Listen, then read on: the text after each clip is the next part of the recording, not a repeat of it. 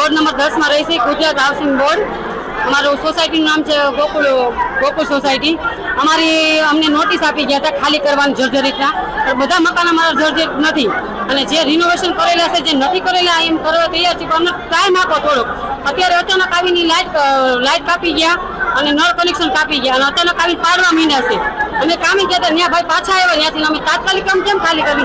अमे कलेक्टर श्रीने रजूआत करवी छे कि अમને તો ટાઈમ આપો, જે જર્જરિત છે એ અમે કરાવી નાખશું, બીજું કાંઈ એમાં કંઈ નથી કહેવાનું। તાત્કાલિક અમે જાય ક્યાં બધા? એટલું બધું 4000 પરિવાર રહી છે અમે, આ સબ આનું ઘર નહીં, અમારું 4000 પરિવાર છે અમારો।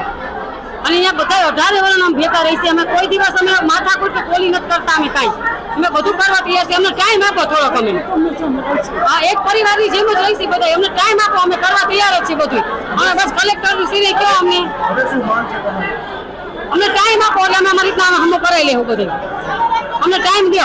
અને તમારી બહેનોને જરાક જોવા, બધા કામેથી બધા પાછા આવ્યા છે, કામે વહી ગયા હતા ને બધા પાછા, બધી બહેનો કામેથી પાછી આવી છે બધી। એમ કે છે ઘડી માટે મકાન રિપેરિંગ કરાવો, કારણ કે લાઈટ કાપી જશે, નળ કાપી જશે।